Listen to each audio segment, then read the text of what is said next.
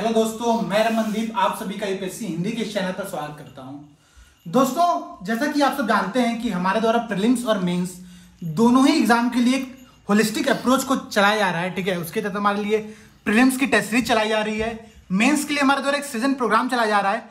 तो आप लोग हमारे साथ मिल करके जो यूपीएससी और पीसीएस की जो तैयारी है उसको हमारे साथ करिए और देखिएगा सफलता आप लोगों के लिए निश्चित हो जाएगी। चलिए दोस्तों, इसको शुरुआत करते हैं। इससे पहले मैं आप लोगों को एक सूचना देना चाहूंगा कि इस संडे को, आने वाले संडे को हमारे द्वारा सृजन का जो बैच है हमारा, उसके लिए एक जूम वीडियो कॉल रखी जाएगी, जहां पर जितनी भी हमारी समस्याएं हैं, आप लोगों की जो समस्याएं हैं, चाहे वो उत्तर लेखन से संबंधित हो या फिर आपकी किसी भी प्रॉब्लम को प्रीलिम्स के लिए, मेंस के लिए जो भी हो, ठीक है, उन सबका डिटेल में डिस्कशन किया जाएगा। तो ये हमारे सृजन वाले दोस्तों के लिए, तो मैं यहाँ पर बता देता हूँ आप लोगों को। चलिए शुरुआत करते हैं सीधे। आज हम लोग करेंगे क्या, आज हम लोग का जो नवंबर की विजन की मैगजीन है उसमें जो पेज नंबर 110 है वहां पर हम लोग डिस्कशन स्टार्ट करेंगे और हम लोग आपस में क्वेश्चन पूछ करके फैक्ट को याद करने का प्रयास करेंगे। उसके पहले मुझे भी कुछ कहना है। जैसे हम लोग ये जो सृजन का जो प्रोग्राम शुरू किए हैं उसमें मूल्यांकन के लिए, 100 मूल्यांकन के लिए, प्रीलिम्स और मेंस के लिए, दोनों के लिए, प्रीलिम्स वाले का क्या नाम था, का all India GS prelims test जो है उसके लिए हम 100 मूल्यांकन सीट आप लोग को ग्रुप में प्रोवाइड कराएंगे। उसको आप प्रिंट करा लें और 100 मूल्यांकन करके आप देखें कि आपका कैसा परफॉर्मेंस रह रहा है।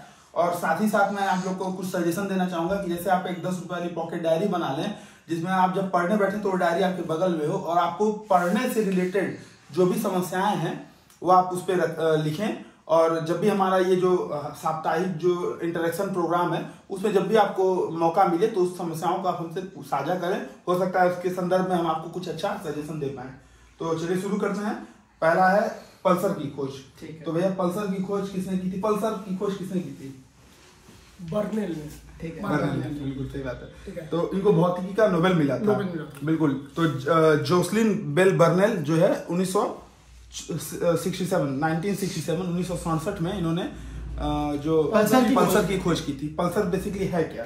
पल्सर देखिए, मैं पहले चीज समझाता हूँ क्या है। दो चीजें होती है, एक होता है न्यूट्रॉन तारा, ठीक है, और न्यूट्रॉन तारा के अंतर्गत दो चीजें आती है, एक होता है पल्सर, एक मैग्नेटर। ठीक है, तो न्यूट्रॉन तारा क्या होता है कि जब कोई बहुत बड़ा विशालकाय तारा है, इसका वेट सूर्य से भी बहुत ज्यादा हो चुका है, तो जब उसकी अंदर की जो शक्ति होती है, जो नाभिक को पकड़े रहती है, वो समाप्त हो जाती है, तो न्यूट्रॉन का निर्माण होता है। ठीक है, उनके अंतर्गत दो चीज होती है। जो पल्सर क्या होता है, पल्सर का नाम समझिए आप, पल्सर मतलब पल्सर बाइक जो होती है, तो जो तेजी से मूव करता हुआ न्यूट्रॉन होता है उसको हम पल्सर कहते हैं। ठीक है, और मैग्नेटर क्या होता है, तो जिसके अंदर चुंबकीय गुण जो ज्यादा होता है, बहुत ज्यादा होता है, तो उसको मैग्नेटर की नाम दे देते हैं। ठीक है, ये चीज होती है। अच्छा, तो जैसे ये जो न्यूट्रॉन तारा बनता है या जो ब्लैक होल बनता है, वो जब सूर्य से 1.4 गुना ज्यादा द्रव्यमान हो जाता है किसी भी तारे का, तब ये बनता है, नहीं तो बाकी बौना तारा बन जाता है। और इस सीमा को चंद्रशेखर सीमा के नाम से जाना जा सकता है। यूपीएससी ने इसके प्रीलिम्स में क्वेश्चन भी किया था ना, नहीं मेंस में भी आया था, प्रीलिम्स में आया था या मेंस में भी आया था। चंद्रशेखर सीमा से आप क्या समझते हैं? बहुत की इसके आ सकता है, नहीं आ भी सकता है। ठीक है, चलिए एक प्रश्न ये आपसे है निशांत सर कि न्यूट्रॉन तारे और ब्लैक होल, इन दोनों में घनत्व किसका ज्यादा होता है? एक मिनट, सेम होता है दोनों का? नहीं, ब्लैक होल का घनत्व ज्यादा होता है। ब्लैक होल होता क्या है कि वो ब्लैक होल है, और ब्लैक होल को हम इसलिए जानते हैं कि वहां पर ग्रेविटी पावर बहुत ज्यादा होती है, ग्रेविटेशन बहुत ज्यादा होता है। क्यों होता है? क्योंकि उसका जो वेट होता है बहुत ज्यादा होता है। तो घनत्व सबसे ज्यादा कहां पर होता है? तो ब्लैक होल में होता है। ठीक है, बिल्कुल।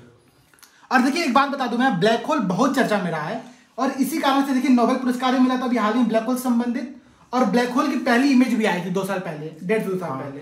ठीक है, तो ध्यान टेलीस्कोप ने इसका फिगर लिया था ना, तो ध्यान रखना है कि प्रश्न आ सकता है, टॉपिक आ सकता है। केवल ब्लैक होल ही है जिसका घनत्व इससे और न्यूट्रॉन तारे से ज्यादा। ठीक है, चलिए अगला प्रश्न। अगला है प्रति सूक्ष्मजीवी प्रतिरोध पर one health global leader group की जो रिपोर्ट आई है एमआरसी, वो किस, इसमें कौन कौन शामिल है? देखिए मैं बता देता हूँ। फाओ है, ठीक है, फूड एंड एग्रीकल्चर ऑर्गेनाइजेशन कहा जाता है। ठीक है, फिर WHO है, और एक है world animal health organisation WHO।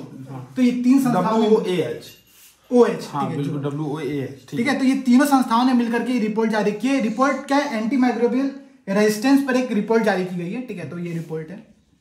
ठीक है, बिल्कुल। भैया अगला क्वेश्चन आपसे है, जो ग्रेट बैरिंगटन घोषणा पत्र है ये किससे संबंधित है? तो आपको ऑप्शन दे देना है, स्वास्थ्य से, शिक्षा से, खेल से, या ये से कोई नहीं। स्वास्थ्य से। बिल्कुल सही जवाब है। तो जो द ग्रेट बैरिंगटन घोषणा पत्र है ये वस्तुतः हार्वर्ड विश्वविद्यालय, स्टैनफोर्ड विश्वविद्यालय और ऑक्सफोर्ड विश्वविद्यालय तीनों ने मिलकर के जो सार्वजनिक स्वास्थ्य विशेषज्ञ हैं उनकी एक सम्मिलित रिपोर्ट है। ठीक है, तो आप देखिए ये रिपोर्ट क्या मैं बताता हूँ। रिपोर्ट में हुआ क्या कि अभी कोरोना के टाइम पर जब लॉकडाउन चल रहा था पूरे विश्व में, तो जो सबसे वल्नरेबल समूह है जैसे कि बच्चे, ठीक है, स्त्रियां, मजदूर, ठीक है, वृद्ध, तो इन लोग जॉब पर नहीं जा पा रहे थे, तो इनके पास जो इनकम का सोर्स है वो समाप्त हो गया था। इसलिए इस जो ये यूनिवर्सिटीज का जो रिपोर्ट आया था, ये रिपोर्ट ग्रेट बैरिंगटन घोषणा पत्र, इस रिपोर्ट ने ये बताया कि इन लोगों के लिए सरकार कुछ व्यवस्था करे जहां पर इनकम का सोर्स डेवलप हो सके। लेकिन देखिए इस रिपोर्ट की आलोचना हो रही है। आलोचना क्यों हो रही है? इसका दो कारण है कि पहली बात यह हर्ड इम्यूनिटी जो होता है, ठीक है, उसको बहुत गलत रूप से परिभाषित करता है। ठीक है, हर्ड इम्यूनिटी हम लोग जानते हैं क्या होता है। हर्ड इम्यूनिटी बता दीजिए। अच्छा ठीक है, हर्ड इम्यूनिटी बताएंगे सर? बता दीजिए। देखिए हर्ड इम्यूनिटी क्या होता है कि जैसे मान लीजिए कि एक जनसमूह है, ठीक है, उसमें 4 लोगों को कोरोना हो गया, फिर कोई बीमारी हो गई, ठीक है, और उसके बाद मानिए 100 लोगों का ग्रुप था और 60 लोग ऐसे थे उसमें जो उनका इम्यून सिस्टम उस बीमारी के प्रति बहुत ज्यादा मतलब मजबूत था, स्ट्रॉन्ग था, ठीक है। तो जो बाकी 40 लोग हैं वहां तक कोरोना को पहुंचने में बहुत टाइम लगेगा। इसलिए हुआ कि जब लोगों के अंदर स्वयं इम्यूनिटी सिस्टम डेवलप हो जाएगा तो हमको ना तो वैक्सीन की जरूरत पड़ेगी ना तो लॉकडाउन की जरूरत पड़ेगी। ये कॉन्सेप्ट है इसका। तो इसीलिए विशेषज्ञों का मानना था कि जो भारत में लगभग 50 से 60-70% तक अगर वैक्सीनेशन कर देता तो हर्ड इम्यूनिटी डेवलप हो जाएगी। ठीक है। अगला मेरा ये था कि जो विश्व स्वास्थ्य संगठन ने जो है आपातकालीन उपयोग के लिए एक ओरल जो वैक्सीन को मंजूरी दी है ना सर, पोलियो वायरस। हाँ ओरल, अच्छा ये पोलियो के लिए। अच्छा पोलियो वायरस। अच्छा मुझे जैसे ऐसा याद आ रहा था कि जो कोई वैक्सीन बनाई थी भारत बायोटेक हैदराबाद वाली, उसमें भी एक उसका परीक्षण के लिए अनुमति मांगी, हमको लगा कि ये वाली अनुमति है। ठीक है, दोनों में अंतर है। दोनों में अंतर है बिल्कुल। तो इसके बाद पोलियो टाइप 2 के लिए है। अच्छा पोलियो टाइप 2 बिल्कुल। अच्छा भारत तो पोलियो से वो मुक्त है ना? पोलियो के देखिए 3 प्रकार होते हैं जहां तक मुझे एग्जैक्टली याद है। पोलियो टाइप 1, पोलियो टाइप 2 और पोलियो टाइप 3, ठीक है। इनमें से जो पोलियो टाइप 2 है वो अभी पूरे विश्व में थोड़ा बहुत है, भारत फ्री हो चुका है इससे, ठीक है, ये क्लियर है। केवल अफगानिस्तान और पाकिस्तान है, दो देश हैं। हाँ ठीक है। मेरे साथ सर ईरान नहीं, 2 ही देश हैं, अफगानिस्तान और पाकिस्तान है। क्योंकि जैसे जब आप जाएंगे वहाँ पे करतारपुर कॉरिडोर में तो वहाँ पे देखा था मैंने वीडियोस में वो पोलियो वैक्सीन पिला रहे थे। चलिए आप लोग इसका आंसर बताइएगा अगर आप लोगों को सही से पता होगा तो एग्जैक्टली क्या है। लेकिन कंफर्म है वैसे पोलियो की दवा तो लगी रही है तो हाँ नहीं वो तो चलता है पोलियो। चलिए अगला प्रश्न पूछिए भैया। हाँ ठीक है भैया। कालाजार के संदर्भ में 2 कथन हम आपको दे रहे हैं। पहला ये है कि यह जो है उष्णकटिबंधीय रोग है, सही है, और दूसरा है कि इसके आधे से ज्यादा मामले भारत में प्रकट होते हैं। 75% के करीब में भारत में, जिसमें जो बीमारू राज्य है वो वही है मतलब। अच्छा हाँ बिल्कुल, बिहार, झारखंड, उत्तर प्रदेश, पश्चिम। मतलब मैं यहाँ पर थोड़ा सहमत हूँ, बीमारू राज्य का जो टैग है ना, मोदी जी ने उसको आकांक्षी राज्य का टैग दिया गवर्नमेंट ने। ध्यान रखना है हम लोगों को। ठीक। कालाजार क्या है? तो कालाजार देखिए क्या होता है ना, प्रोटोजोआ से फैलता है। उसका नाम क्या है जो प्रोटोजोआ? लिस्टमैनिया प्रोटोजोआ से ये रोग होता है। और तो ये किसी मक्खी से होता है ना? हाँ मादा सैंड फ्लाई, मक्खी से फैलता है। मक्खी काटती है कि बैठ जाती है? तब काटने से मक्खी काटने से बैठ जाने से होता है, क्योंकि गंदगी से मक्खी बैठती है और फिर वहां से उड़ के आके खाने बैठ गई या किसी खाद्य पदार्थ या किसी अन्य विधि से मेरे हाथ पे बैठ गई, अंदर चला गया, तो इससे भी हो सकता है। मतलब ठीक है, चलिए अगला प्रश्न पूछिए सर। चलिए निजाम सर आप बताइए, आप पूछिए। चलिए मैं पूछूं? हाँ बताइए inter state migrant policy index अभी जारी किया गया है, ठीक है, वो किसने जारी किया है? इंडिया माइग्रेशन इंपैक्ट ने नहीं, इंडेक्स का बिल्कुल IMN क्या है? इंडियन माइग्रेशन नेटवर्क, एनजीओ जो कि मुंबई में स्थित है। इंडियन माइग्रेशन नाउ ठीक है, एनजीओ का नाम बिल्कुल ठीक है। इंपैक्ट वो था। चलिए बताइए भैया ये कि वास क्या है? वास WASH, हाथ धुलने वाला। हाँ वास, ये WHO की एक वो था ना, वास पहले। हाँ बताइए। मासिक वाला था कुछ, मुझे थोड़ा सा वाटर सैनिटाइजेशन और हाइजीन ऐसे करके बनाया गया था। W वाटर है, सैनिटाइज WA से क्या है? हैंड हाथ धुलने का है। वाटर, हैंड और वाटर सैनिटाइजेशन और हाइजीन, बिल्कुल, वाटर सैनिटाइजेशन और ये ध्यान रखिए कोरोना के टाइम पर हम इसका प्रयोग कर सकते हैं। जैसे क्वेश्चन अगर आता है कोरोना संबंधित कुछ, तो उसमें आप एक डाल सकते हैं केस स्टडी में, बिल्कुल ठीक है। जैसे हर 15 तारीख को या हर महीने की लास्ट उसमें बच्चों को सिखाया जाता है स्कूल में कि कैसे धुलना है, ऐसे ऐसे करके, फिर ऐसे ऐसे करके वीडियो बना के वो उसमें बताया जाता है। तो जो WHO की जो वास रणनीति है वो 2018 से 2025 तक की है, जिसमें क्या है, इनमें घरेलू स्वच्छता का विस्तार करना, मासिक धर्म संबंधी स्वास्थ्य और स्वच्छता को बनाए रखना है, इसके संबंध में जानकारी बढ़ाना, स्कूलों और स्वास्थ्य देखभाल प्रतिष्ठानों में सफाई देखना और स्वच्छता समाधानों का समर्थन करना। चलिए ठीक है, अब ये बताइए आप लोग कि SH फंड, ठीक है, SHF फंड क्या है? Sanitiser and hygiene fund. ये किसके द्वारा जारी किया गया? मैं ऑप्शन दे रहा हूँ, United nation, world bank, IMF की WHO। मतलब थोड़ा पार्टी हो गया, लेकिन यूनाइटेड नेशन के द्वारा जारी किया गया है, ठीक है। तो ध्यान रखना, ये प्रश्न पूछ सकता है, बिल्कुल। इसको संयुक्त राष्ट्र परियोजना कार्यालय ऐसे करके था, हाँ, उसके द्वारा जारी किया गया, हाँ, इसके द्वारा जारी किया गया, ठीक है।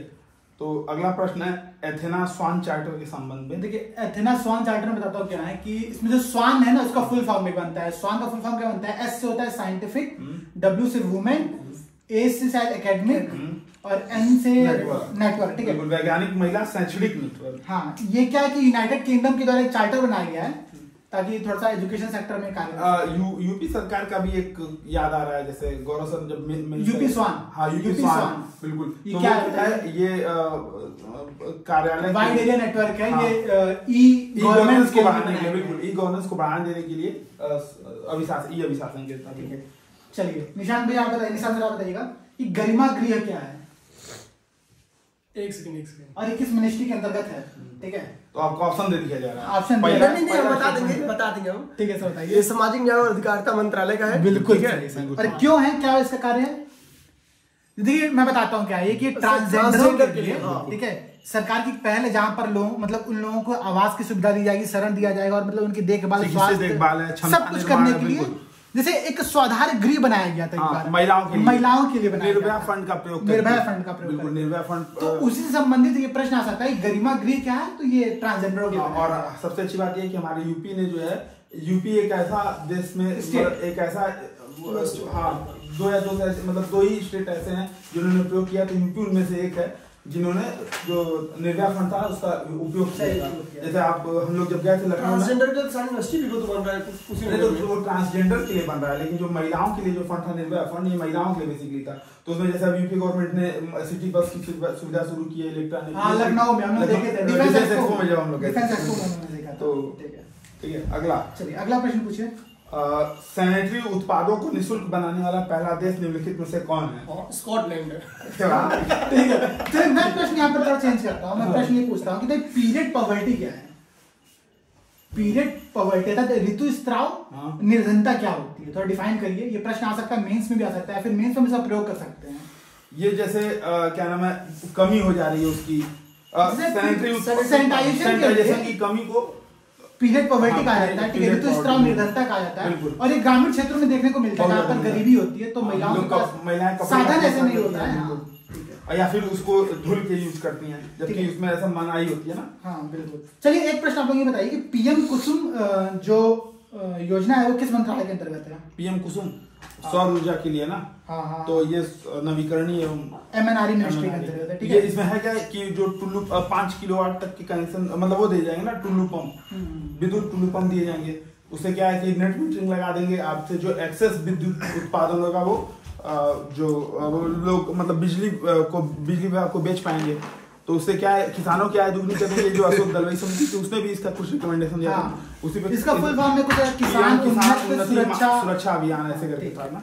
तो ये थोड़ा सा एक बार हाँ, ये सबसे बड़ी बात है कि इसको आप डाल सकते हो उसमें, क्या नाम है, एग्जाम्पल में, या किसानों की आय दुगनी करने पूछे तो उसमें आप भर सकते हैं। चलिए ठीक है दोस्तों, तो आज हम लोग का यहीं पे समाप्त होता है, ठीक है। कोई टॉपिक बचा नहीं ना सर? नहीं, आज टॉपिक हमारे आज के हो चुके हैं। दोस्तों मैं आप लोगों को फिर से बता देता हूं, अगर आप लोग मेंस की आंसर राइटिंग नहीं कर पा रहे हैं सही से, तो हमारे YouTube चैनल पर भी गौरव सर के द्वारा 86 वीडियो लिए गए हैं, 86 क्लास लिए गए हैं, जहां पर आंसर राइटिंग के लिए बहुत अच्छे से समझाया गया है। और इसके साथ ही साथ हमारे साथ आप जुड़िए, ठीक है। हम लोग करते क्या है कि प्रतिदिन 2 प्रश्न हम लोग सॉल्व करते हैं मेंस का, क्योंकि होता क्या है दरअसल सर कि स्वयं से जब हम लिखने बैठते तो हम लिख नहीं पाते, तो बोरियत हो जाती है, फिर मन नहीं करता, मोटिवेशन नहीं आता। और सबसे बड़ा आता है कि आप जब आपके उत्तरों को जांच करने वाला नहीं होता है तो फिर मोटिवेशन नहीं आता है। तो उसका समाधान एक हम लोगों ने प्रस्तुत किया है। आपको एक मुश्त उसके लिए पैसा नहीं देना है। 1200 रुपए पर मंथ की हमारी जो टेस्ट सीरीज है, उसमें आप 2 प्रश्न आपको प्रतिदिन दिए जाएंगे, आपको एक ग्रुप में ऐड किया जाएगा और प्रत्येक बच्चे पे एक स्पेशली ध्यान देने की जो हमारी योजना है, तो उसको अगर आप ज्वाइन करते हैं, अगर आप ज्वाइन नहीं कर सकते हैं तो हमारे 86 वीडियोज हैं और आगे भी जैसे हर प्रत्येक सप्ताह का जो वीडियो है वो हो जाता है, साप्ताहिक परीक्षा, उसमें 5 प्रश्न होते हैं। आप चाहिए तो उन प्रश्नों को लिख करके और उस वीडियो के माध्यम से देख सकते हैं। और यदि आप ज्वाइन करना चाहते हैं तो जो नंबर बता दो एक बार, 9711143850 पर संपर्क करिए। हाँ, इस पे व्हाट्सएप, टेलीग्राम या किसी भी माध्यम से मैसेज के थ्रू, फोन के थ्रू आप संपर्क कर सकते हैं। चलिए दोस्तों, जय हिंद। तब तक के लिए जय हिंद।